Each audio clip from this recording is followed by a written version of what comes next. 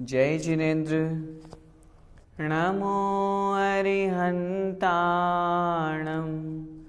नमो सिद्धाणं नमो आयर्याणं नमो उवज्झायाणं नमो लोये सव्वसाहूणं। पंच परमेष्ठी भगवान की जय हो। आचार्य भगवान श्री विद्यासागर जी महाराज जी के परम आशीर्वाद से एवं पूज्य गुरुवर मुनि पुंगव श्री सुधा सागर जी महाराज जी की पावन प्रेरणा से तथा संस्थान के अधिष्ठाता पंडित श्री रतनलाल जी बेनाड़ा साहब के कुशल निर्देशन में मैं किरण प्रकाश जैन, व्याख्याता श्री दिगंबर जैन, श्रवण संस्कृति संस्थान सांगानेर से आप सभी को श्रवण संस्कृति स्वाध्याय पाठ्यक्रम की यह कक्षाएं पढ़ा रहा हूँ। प्रथम वर्ष के पाठ्यक्रम के अंतर्गत हम सिद्धांत प्रवेशिका भाग 3 पढ़ रहे हैं। आज की इस कक्षा में उस भाग 3 का जो सेकंड पार्ट है उसमें पाठ क्रमांक 11 है, शुद्ध पंचमी पर्व के बारे में हम चर्चा करेंगे।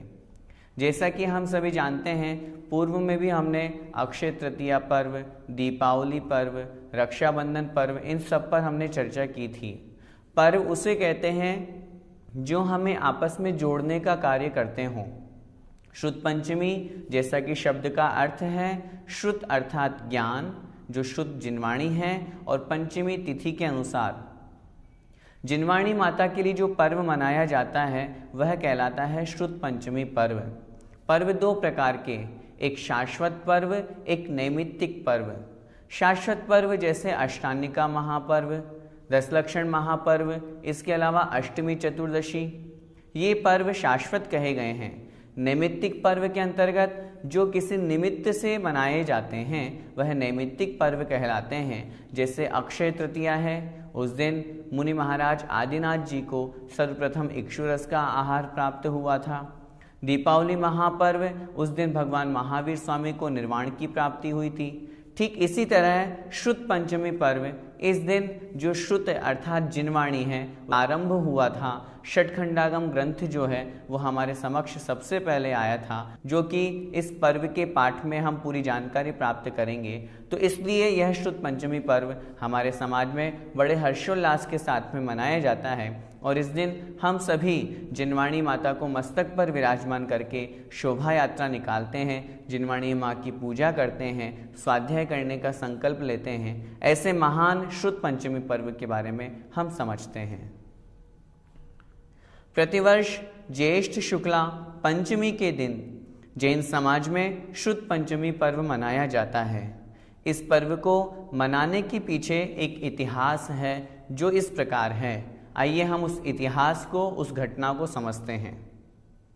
वीर निर्वाण संवत 614 में आचार्य धरसेन स्वामी महाराज काठियावाड़ स्थित जो गिरिनगर है, जिसे हम गिरनार पर्वत कहते हैं, उसकी चंद्र गुफा में रहते थे।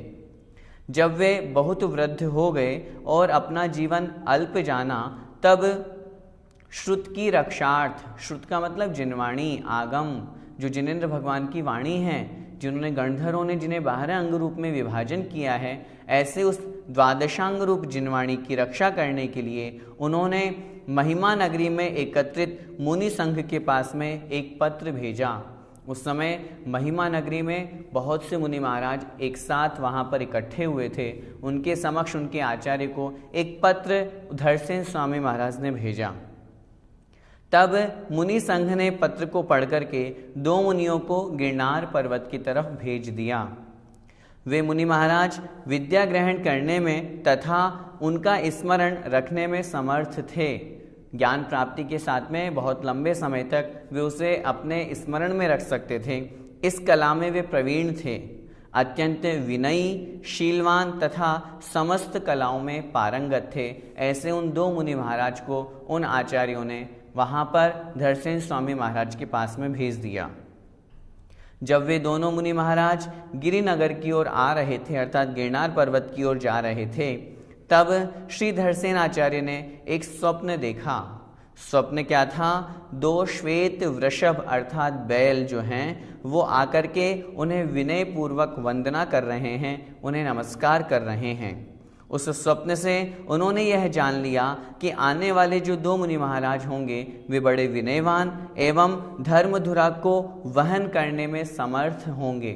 जिस प्रकार वृषभ अर्थात बैल के द्वारा खेती की जाती है और वो पूरे खेत को अपने माध्यम से अपने सहयोग के द्वारा जोतता है अर्थात खेती करवाता है, उसी प्रकार उसका फल उन आचार्य धरसेन स्वामी महाराज ने जाना। वे दोनों मुनि महाराज बड़े विनयी होंगे, शीलवान तो होंगे और जो धर्म की ध्वजा है, धर्म की जो धुरा है उसको वहन करने वाले अर्थात उसको ग्रहण करके संसार में फैलाने वाले होंगे। तभी उनके मुख से अनायास अर्थात अचानक ही जयदु सुय देवता अर्थात सूर्य देवता अर्थात जो श्रुत देवता है, श्रुत देवी है, उनकी जय हो, इस प्रकार के आशीर्वादात्मक वचन निकल पड़े। अर्थात श्रुत की रक्षा उनके मन में थी। उनका भाव था कि जो मुझे अंगों का ज्ञान है, चूँकि समय जो है वो अवसर्पणी काल का चल रहा है और अवसर्पणी काल में जो जो आगे आगे आते जाते हैं, समय बीतता जाता है, त्यों तो आयु का, ऊंचाई का, ज्ञान का, भोगोभोग संपदाओं का, स्मरण शक्ति का, इन सब का ह्रास होता जाता है। इसी कारण से धरसेन स्वामी महाराज को जो अंगों का ज्ञान था वह धीरे धीरे कम होने लगा। उन्होंने विचार किया कि यदि इसी तरह रहा तो फिर आगे आने वाली पीढ़ी को आगम का ज्ञान नहीं हो पाएगा। इसलिए उन्होंने अपना ज्ञान जो है वो उन दोनों मुनि महाराजों को देकर के लिपिबद्ध अर्थात लिखने रूप में करने का भाव रखा। क्योंकि पहले के समय में शास्त्र लिखने की परंपरा नहीं थी। उस समय तो सभी की स्मरण शक्ति ज्ञानावरण कर्म का क्षयोपशम इतना तीव्र था कि वे जो कुछ भी एक दूसरे से चर्चा करते वे पूरी उन्हें याद हो जाती थी। तो इस कारण से स्मरण शक्ति कम होने से, ज्ञानावरण कर्म का क्षयोपशम धीरे धीरे मंद होने के कारण से वह ज्ञान लिखने की आवश्यकता पड़ी और तभी से श्रुत अर्थात शास्त्र लिखने की परंपरा प्रारंभ हुई। दूसरे दिन दोनों मुनियों ने आकर के सर्वप्रथम विनय पूर्वक आचार्य भगवान के अर्थात आचार्य धरसेन स्वामी महाराज के चरणों की वंदना की। 2 दिन तक श्री धरसेन आचार्य ने उनकी परीक्षा की, क्योंकि जो गुरु होते हैं वो अपने शिष्य को ज्ञान देने से पूर्व, दीक्षा देने से पूर्व उनकी परीक्षा करते हैं। परीक्षा के अनंतर उन्होंने एक मुनि को एक अक्षर न्यून वाला, न्यून का मतलब कम, एक मुनि महाराज को 1 अक्षर कम वाला और दूसरे मुनि महाराज को 1 अक्षर अधिक वाला विद्या मंत्र देकर के 2 उपवास सहित उस मंत्र को साधने को कहा, उस मंत्र को सिद्ध करने को कहा। धरसेन आचार्य ने आज्ञा दी, जाओ ये मंत्र ले जाओ और इसको सिद्ध करो। एक मुनि महाराज को जो मंत्र दिया उसमें 1 अक्षर कम था, एक दूसरे मुनि महाराज को जो मंत्र दिया उसमें 1 अक्षर अधिक था। तो इस परीक्षा के भाव में उन्होंने वह मंत्र दिया। वे दोनों मुनि महाराज गुरु के द्वारा दिए गए उस विद्या मंत्र को लेकर के उनकी आज्ञा से नेमिनाथ तीर्थंकर की जो सिद्ध भूमि है अर्थात गिरनार पर्वत है, वहाँ पर जाकर के नियम पूर्वक अपनी अपनी विद्या को सिद्ध करने लगे। जब उनकी विद्या सिद्ध हो गई तब वहाँ पर उनके सामने 2 देवियाँ प्रकट हुई। उनमें से एक देवी की 1 ही आँख थी और दूसरी देवी के दांत बड़े बड़े थे, कुछ दांत बाहर निकले हुए थे। आप लोग समझ गए होंगे, जिन मुनि महाराज के मंत्र में 1 अक्षर कम था उनके समक्ष जो देवी प्रकट हुई उसकी 1 आँख कम थी, अर्थात वह काणी देवी थी। दूसरे मुनि महाराज जिनके मंत्र में 1 अक्षर अधिक था, उनके समक्ष जो देवी प्रकट हुई उनके दांत बाहर निकले हुए थे। तो इस प्रकार उस 1 अक्षर के प्रभाव से देखिए किस प्रकार की देवियां वहां पर प्रकट हुई। देवियों को देखते ही मुनियों ने समझ लिया कि निश्चित रूप से मंत्र में कोई त्रुटि है, त्रुटि अर्थात गलती है। क्योंकि जैसा हम जानते हैं कि देवियां तो सर्वांग सुंदर होती हैं, उनके शरीर में तो कोई भी अंग हीनाधिक नहीं होता, न कम होता है न ज़्यादा होता है, वे तो बड़ी सुंदर होती हैं। तो इसलिए ये देवियां ऐसी प्रकट हुई है, इसका मतलब यह है कि हमारे मंत्र में कोई न कोई गड़बड़ है, कोई न कोई कमी है। और उस कमी को, उस त्रुटि को उन्होंने शुद्ध कर लिया और शुद्ध करके उन्होंने पुनः उस विद्या मंत्र को सिद्ध करना प्रारंभ कर दिया। जिसके फलस्वरूप देवियां अपने यथार्थ स्वरूप में प्रकट हो गई। जो उनका वास्तविक स्वरूप था, देवी स्वरूप था, बड़ा सुंदर, सर्वांग सुंदर, अंगों में अब किसी प्रकार की कोई कमी नहीं, किसी प्रकार की कोई बढ़ोतरी नहीं, ऐसे सुंदर देवी वहाँ पर प्रकट हुई। और वे दोनों बोली, हे नाथ, आज्ञा दीजिए, हम आपका क्या कार्य करें। तब दोनों मुनि महाराजों ने कहा, देवियों, हमारा कुछ भी कार्य नहीं है, हमने तो केवल गुरुदेव की आज्ञा से ही विद्या मंत्र की आराधना की है। शास्त्रों में यह भी लिखा है, जो मुनि महाराज अपने मंत्र को सिद्ध करते हैं और देवियां वहाँ पर प्रकट हो जाती है, वे देवी प्रकट होकर के अपने स्वामी से आज्ञा मांगती है। यदि वे उन्हें आज्ञा दे देते हैं, अर्थात उन देवियों को स्वीकार कर लेते हैं, तो वे अपने संयम से च्युत हो जाते हैं। लेकिन दोनों मुनि महाराज ज्ञान के साथ साथ चारित्र में भी उत्कृष्ट थे, इसलिए उन्होंने उन देवियों को स्वीकार नहीं किया। इसके पश्चात यह सुनकर के वे दोनों देवियां अपने अपने स्थान पर चली गई। उन देवियों के चले जाने के पश्चात दोनों मुनियों की योग्यता को गुरु ने जान लिया कि सिद्धांत का अध्ययन करने के लिए ये योग्य पात्र हैं। जैसा कि गुरु उनकी परीक्षा ले रहे थे, उस परीक्षा में वे उत्तीर्ण हुए और उन्हें ज्ञान देने के लिए गुरु ने अपना मानस तैयार कर लिया। तब आचार्य श्री ने अर्थात धरसेन स्वामी महाराज ने उन्हें सिद्धांत का अध्ययन कराया। यह अध्ययन आषाढ़ शुक्ला एकादशी को गुरु ने उनका अध्ययन पूरा कर दिया था। उस दिन देवों ने उन दोनों मुनियों की पूजा की थी। एक मुनिराज के दांतों की विषमता को दूर करके उनके दांत कुंद पुष्प के समान सुंदर करके उनका नाम पुष्पदंत कर दिया। अर्थात उनके जो दांतों की पंक्तियां थी, कुछ टेढ़े मेढ़े दांत थे, देवताओं ने अपनी शक्ति के द्वारा उन सभी दांतों को एक पंक्ति में कर दिया और सुंदर सफ़ेद कुंद पुष्प के समान बड़े सुंदर उनके दांत कर दिए। उस निमित्त से देवताओं ने आकर के वहाँ उनकी पूजा अर्चना की और उनका नामकरण कर दिया मुनि पुष्पदंत। साथ में ही जो दूसरे मुनि महाराज थे, उनकी भी भूत आदि जाति के जो व्यंतर देव हैं, उन देवों ने आकर के सूर्यनाथ, जयघोष, गंधमाला, धूप आदि से इन सबसे पूजा करी और उनका नाम भूत बलि घोषित कर दिया। इस प्रकार एक मुनि महाराज का नाम बना मुनि पुष्पदंत और दूसरों का नाम बना मुनि भूत बलि महाराज। कुछ दिन बाद श्री धरसेन आचार्य ने अपनी मृत्यु का समय निकट जान करके शीघ्र ही योग्य उपदेश दे करके दोनों मुनियों को कुरीश्वर नगर की ओर विहार करा दिया। उन आचार्य महाराज ने जाना कि अब मेरा अंतिम समय है, इसलिए पूरा अध्ययन करा करके दोनों महाराज का विहार करा दिया। तब भूतबली और पुष्पदंत मुनि ने अंकलेश्वर, जो कि गुजरात में है, वहाँ आकर के वर्षा काल अर्थात चातुर्मास किया। वर्षा काल बीतते ही, समाप्त होते ही पुष्पदंत आचार्य तो वनवास देश की तरफ और भूतबली महाराज द्रविड़ देश की तरफ अलग अलग विहार कर गए। पुष्पदंत मुनि महाराज महाकर्म प्रकृति प्राभृत का 6 खंडों में उपसंहार करना चाहते थे, अतः उन्होंने 20 अधिकार गर्भित सत्प्ररूपणा सूत्र को बनाकर शिष्यों को पढ़ाया और भूतबली मुनि का अभिप्राय जानने के लिए जिन पालित को यह ग्रंथ देकर उनके पास भेज दिया। चूँकि जैसे कि उन्हें अपने आचार्य की आज्ञा मिली थी कि जो कुछ भी आपने ज्ञान प्राप्त किया है, इस ज्ञान को आपको लिपिबद्ध करना है। हमने सर्वप्रथम एक पाठ पढ़ा था नमोकार मंत्र का। उस नमोकार मंत्र में हमने पढ़ा था नमोकार मंत्र सबसे पहले हमें किस ग्रंथ में लिपिबद्ध रूप में मिला, तो उत्तर मिला था षटखंडागम ग्रंथ में।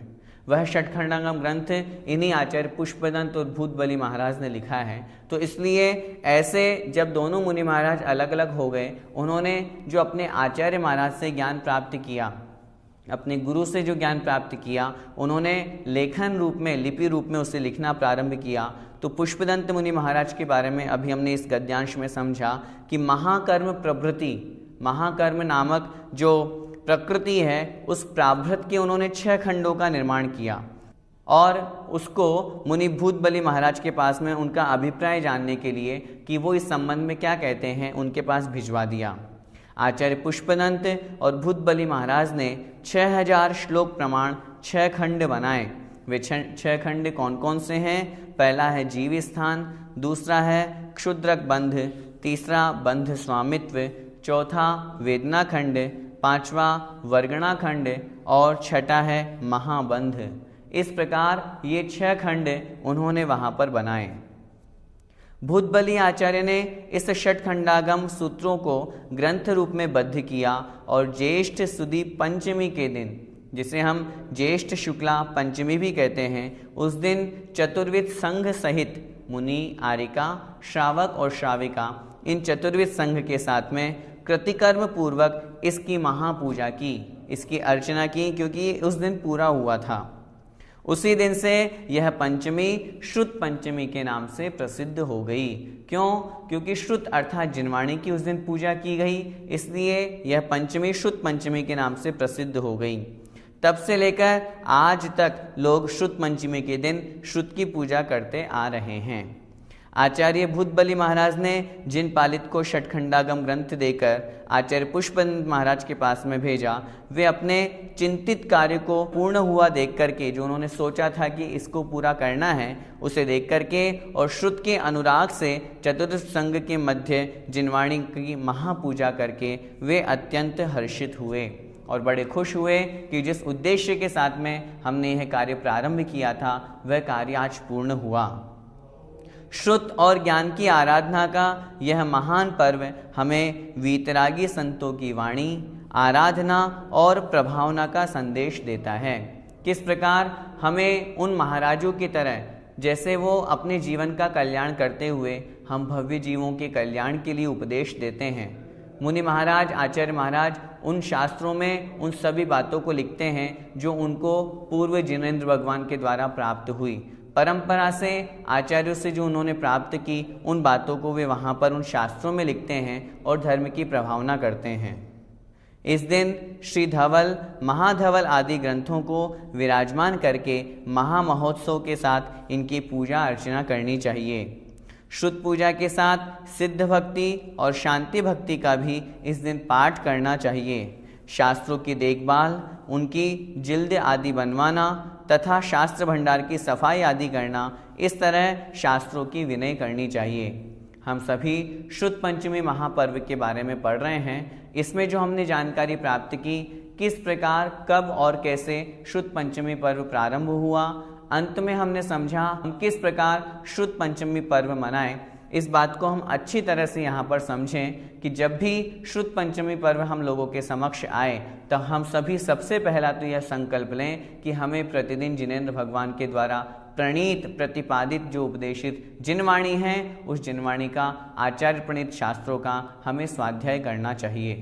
स्वाध्याय के संकल्प के साथ साथ पहले हम इस बात को समझें कि हमें किन ग्रंथों का स्वाध्याय करना चाहिए। प्रथमान योग, कर्णान योग, चरणान योग और द्रव्यान योग, ये जो क्रम बताया गया है, हमें इसी अनुसार शास्त्रों का स्वाध्याय करना चाहिए। बहुत से लोग सबसे पहले समय सारणी उठा करके बैठ जाते हैं। अरे, जब तक हमें प्रथमान योग, कर्णान योग का ज्ञान नहीं होगा तब तक शुद्ध आत्मद्रव्य की बात को कैसे समझेंगे। और यदि हमें समझ भी आ जाएगा तो हम उसमें भटक जाएंगे, क्योंकि व्यवहार से ही निश्चय में पहुंचा जाता है।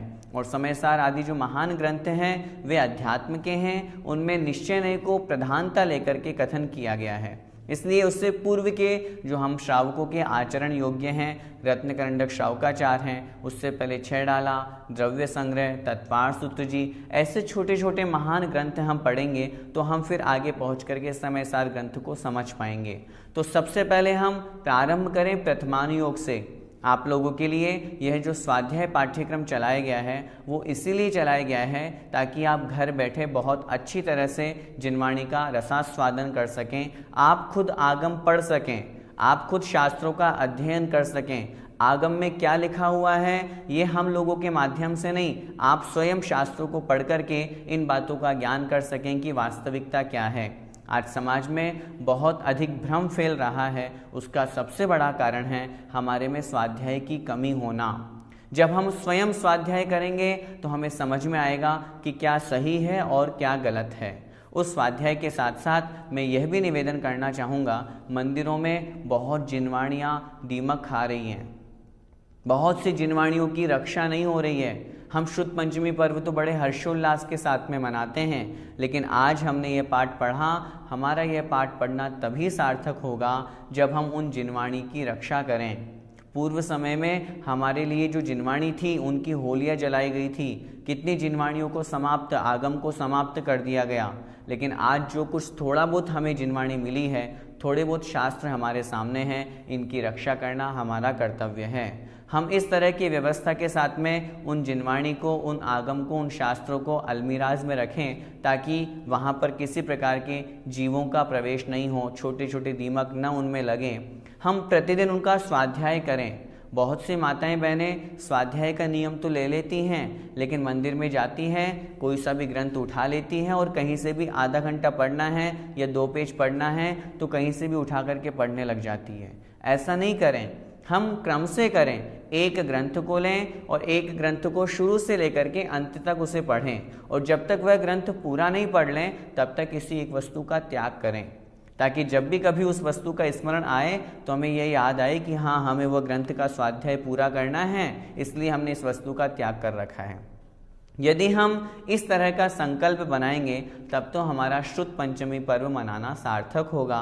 वरना हम अनादिकाल से तो नहीं कहेंगे, लेकिन फिर भी जब से यह श्रुत पंचमी पर्व चला है तब से हम मनाते आ रहे हैं और जिनवाणी की रक्षा नहीं करी। और सबसे महत्वपूर्ण बात, जो जिनवाणी में लिखा है उसे हम ग्रहण करेंगे, स्वीकार करेंगे, तब तो हमारे इनकी पूजा करना सार्थक है। सामान्य से जिनकी हम पूजा करते हैं उनकी हम बात भी मानते हैं। भगवान महावीर को तो सब पूजते हैं, भगवान महावीर को तो सब मानते हैं, लेकिन भगवान महावीर की कितने लोग मानते हैं?